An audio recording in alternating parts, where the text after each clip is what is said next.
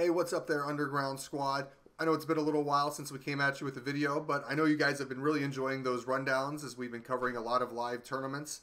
And you know what? One thing that we've had that's been coming up is going to be the names Austin Hannum and Adam Hammes. You guys have heard us talking about them since the Wintertime Open. And you know what? Wes came to me and wanted to do a video. Why don't you tell us why you wanted to do this particular video? Yeah, I think that this is a really interesting comparison beginning of the season here. Obviously, there's still a lot of the season to play. But, you know, both of these guys are new signs to Discraft. Austin Hannum had a really good season last year, maybe not as known a name as a lot of people, namely the Pauls that we picked up. And then Adam Hammes, you know, had a fine season last year as well, kind of a younger guy, sort of still kind of learning his way around the tour, but just full of potential. And so I thought it would be kind of fun to just look at the beginning of the season that these two players have had and, you know, maybe make some predictions or guesses as to who might end up having the better season here. Do you want to watch more awesome videos? We know you do. So make sure you hit that subscribe button, and while you're at it, turn on that notification bell so that you're notified every time we post new videos here at Underground Interviews.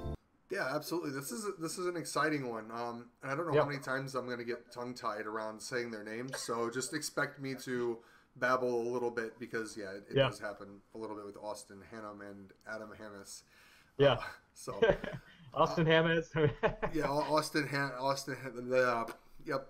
The guy on the screen right now. Actually got Austin's stats pulled up here, Wes. This is the PDGA page, and let's you know what? Let's just kind of recap the season that he's had just a little bit.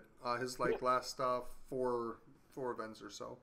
Yeah, you know, we see both guys. We'll look at Hammes here in a second, but see a rating jump of 4 points, and Austin Hannum goes up to 1023, which is a really strong rating. Obviously, he's a great golfer, and Austin Hannum had a really hot start to the season. We saw him have 3 second-place finishes in a row at basically the 3 biggest events beginning of the year before you get into the NTs and the Pro Tour schedule. Second place at Shelley Sharp, Maricopa, and the Wintertime Open. I'm pretty sure he was in contention for the win at every one of those tournaments as well. And then we kind of seen him, you know, sort of cool off a little bit in Vegas, 15th place. Still a great finish. You can't say that's a bad finish at all. No, not at all. But, you know, coming off of being in contention for, you know, 3 of the biggest events with a lot of names, finishing second, really competing. I was just a little bit disappointed to not see him up on that lead card, kind of continuing that sort of dominance that he had in those first 3 events. And obviously a lot bigger field at Vegas. It was an NT event. So you have a lot more competition. A lot of the big names were at this one versus maybe not a lot of the big names at the other one. But a really good start for Austin Hannum, and then has cooled down just a little bit since then. Yeah, I think, and you know what, I think that the rest of the field's now kind of outplaying. I think those first few tournaments you weren't seeing a lot of the bigger names and those players there, and he was, you know what, they were just great confidence builders going into the season, and yeah, that's awesome. And you don't get that, you know, in just your winter training and your off-season practice, you know.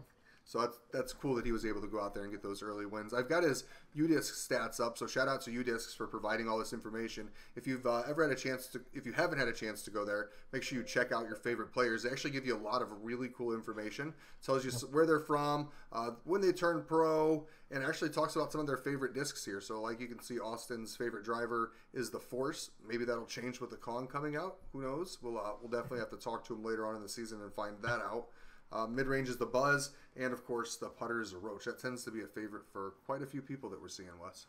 I thought he was putting with Chaly SS's, so I'm not sure if that Roach is correct or not. But, you know, Roach and Chaly SS putting-wise are pretty similar, so he likes those kind of mid-stable, understable beadless putters, obviously. Yep. So we've already went over kind of the recap of where he finished at in the tournaments on the PDGA page. Yeah. Right now, his tour ranking is tied for 15th. Yeah, we saw the we saw Udisc post the top 5 in holes parked, and he was on there. We see him in 4th.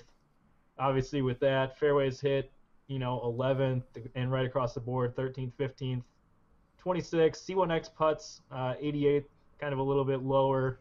I think then he probably wants to be there. And then circle 2 putts 44th, 21% that's a fine circle 2 putting percentage, and then in the top 40 for scrambles and 26 for birdies. So, fine stats for Hannum. I think last year he might have finished a little bit higher on some of these. I didn't go back and look at last year's stats, but just looking at the good season that he had last year and finishing, a lot of top 15 finishes last year. Those are fine stats. Yeah, I'm excited to see what Austin has in store for the rest of the season. We're going to talk about Adam in a second, but if you want to see maybe a surprise in the bag from Austin, why don't you get this video to 50 likes? Hit that like button. We'll get a hold of him. We'll see if we want to see we can see what's inside his bag that he's throwing this year. So, yes, that would be a cool little video. I haven't actually reached out to Austin yet and seen if he wanted to come on the show yet. We've been quite busy. We've actually had so many Team Discraft people reach out to us wanting to come on the show that we're backed up for a while. We're actually kind of going back and getting a hold of more people as we're getting more and more time. So you guys got lots more interviews coming, I promise. Mm-hmm. Let's move on to Adam. I'm just going to go straight into his. We'll start out with his PDGA. Kind of keep the same format going here. Yeah, I like it. So I think he was at some of these events that we've seen Austin at earlier in the year.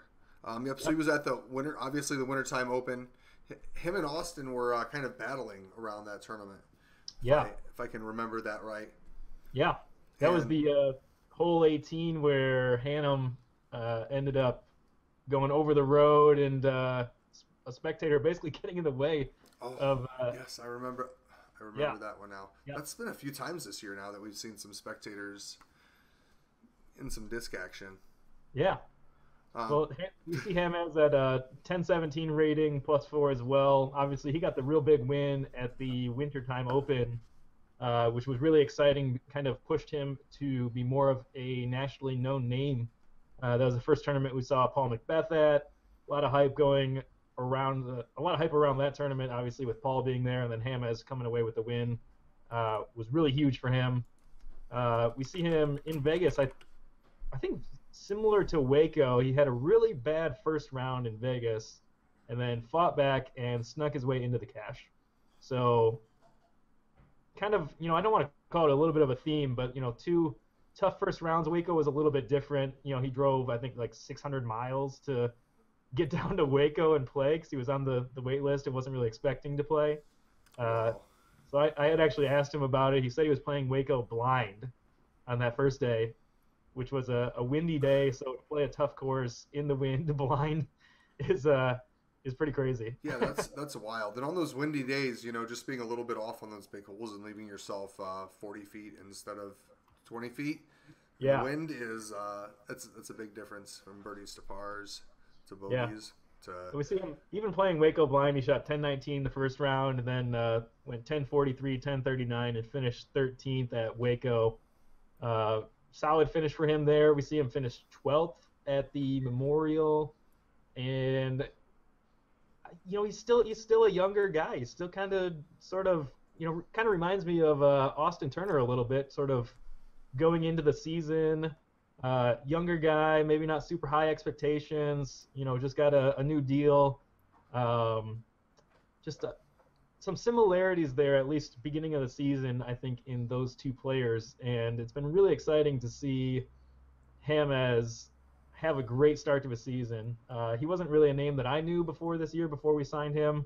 I knew who he was, but not a whole lot about him. Hadn't really seen him with a lot of big finishes and stuff. So he's really off to a strong start here, beginning of the year with his Wintertime Open win, and then a good finish at the Memorial and a good finish at Waco. Yeah, he was actually last season. I brought up some of his stats from last year. He actually won the Rumble. It was our R8s here around here, so that was pretty cool to see that happen. And that was the first time that I had got the chance to watch him throw, and it's always exciting when you see these people that come out and they're young and they just throw the disc so far and do so much stuff that you just can't do. And you're just like, oh man, the sky is the limit for this kid. Like I swear this is the next world champ, like right here. And it's awesome to be able to see that before like the big moves happen and stuff like that. But yeah, Adam, we had him on for an interview after one of the tournaments. I think it was like right after he had won the Wintertime Open. He was. And you know what? He was so pumped up that like I was kind of tired that night when we did the interview. So I was kind of like a little groggy, and like his excitement came through, and like I was just like, yeah, man, dude, this is awesome. And like I was just like so thrilled for that. And you know, if he just keeps that passion going, his drive's there. We're just gonna see him keep going further and further up. Yeah. I think if you pull up the Udisc stats, in terms of the Pro Tour, he's tied for 9th at 84 points, and that's kind of like we talked about. He had a couple good finishes at the Memorial and then at Waco. And then, you know, just looking through his stats, 41st in fairways hit, 10th in parked, top 40, 45 in greens and regulation, 29th birdie, 34th scramble, 79% C1X, which is, you know, last year we were used to seeing 90+% when they were counting the drop-ins, basically. So 79% is a fine stat, and then 26% from Circle 2 is a good stat. We see him in 20. Just an exciting start for Hammes early in the season here. So this wouldn't be a Wes and Pat video if we didn't actually debate a little bit about what's going to happen. We've done it with discs. We've done it with like a lot of the stuff. Wes, who's your pick? Because I bet it's not the same as mine. You know, I got to go with the tried and true experience of Austin Hannum. That's not mine. I think, you know, Hannum had a great start last year. It's obviously super early in the season to, you know, really be judging these guys too much. But I think Hannum is going to know his way around some of the courses, maybe a little bit better than Hammes as the season goes on here. He's played the events. He's done well in the events. I think Hannum's experience and, you know, kind of overall skill will propel him through kind of the mid and later portion of the season that we're going to see here. Okay. I'm going to go with Hammes for sure on this one. Sure. No surprise there. And the big reason on that is you said he had to make a 600-mile drive down to Waco for that. Okay, so he plays the round in the wind. He comes back and he adapts. And you know what? The next day he shoots a good round, which tells me, yeah, you know what? He's young. He's going to make mistakes. But he's not going to keep making these mistakes over and over and over again. He's going to learn from them right away, and he's just going to keep moving on. So I think this season's going to be a little bit of a learning experience, but you're also going to see the stuff where he doesn't make those mistakes, and he's going to shoot those amazing rounds and have some awesome finishes. So, yeah, I think, you know, both of these guys are capable of putting together 3 or 4 great rounds. You know, you got to win these tournaments, you got to have more than a good round. The competition is so high now, you got to have great rounds. You know, we're seeing the guys winning these tournaments shooting 3 rounds over 1050 or at least over 1040. It's getting really hard to win these big events, but I think both of these guys have thrown those level of rounds. It's just a matter of putting all 3 or 4 of them together to get that, you know, top 3 podium finish. Yeah, and a lot of times it comes down to just a couple holes that maybe in practice you weren't thinking about attacking, and then you see some other people like, oh wow, they're getting there. Somehow they're getting that eagle or they're getting that birdie.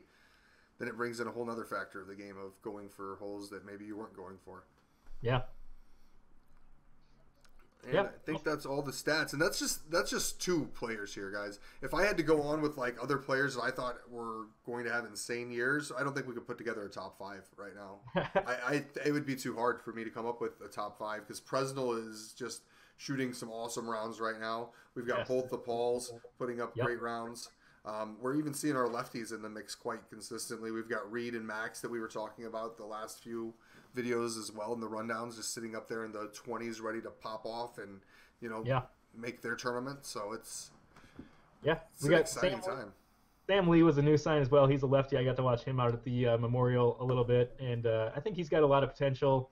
You know, maybe similarly still kind of learning his way around tour a little bit, and hasn't quite put together consecutive big rounds, but another guy to keep an eye out for sure. And we don't want to forget the RV going around. Brian's there with Paul. We can't leave Brian out. You would know what would happen if you left Brian.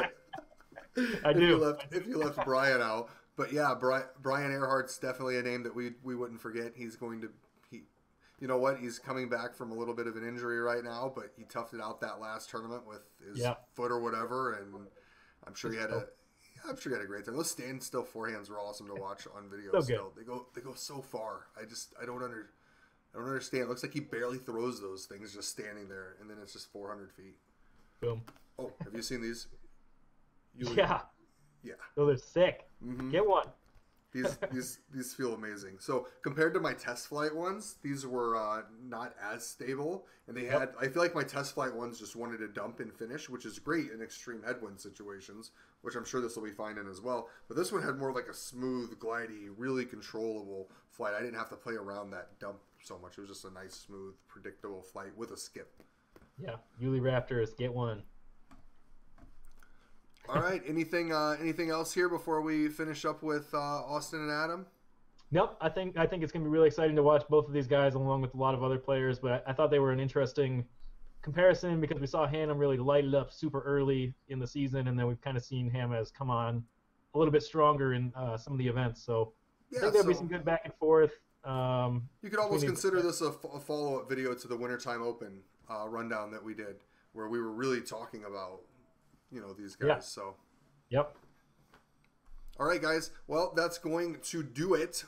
If you enjoyed the video, obviously smash that like button. If you really enjoyed it and you want to watch more videos that we do, hit that notification bell, because then when we do new videos, you get told right away that we have a new video for you to watch. And obviously, the most important thing, Wes. Make that putt. Yes. Make that putt. So I'm actually saying that now whenever I'm putting. Is that weird? Do you do that too? No? I do actually do that, yeah. Like now that we're saying it, like I legit go up there and I'm just like, hey, make that putt. If I got a little tester, as I'm walking up there, I'm telling myself, make that putt. Do you guys, let us know in the comments below, do you guys say make that putt now? Have you always said make that putt? Yeah, I don't remember saying it before, but maybe it was always there. Yeah, it's a new thing for me too. All right, guys, make that putt.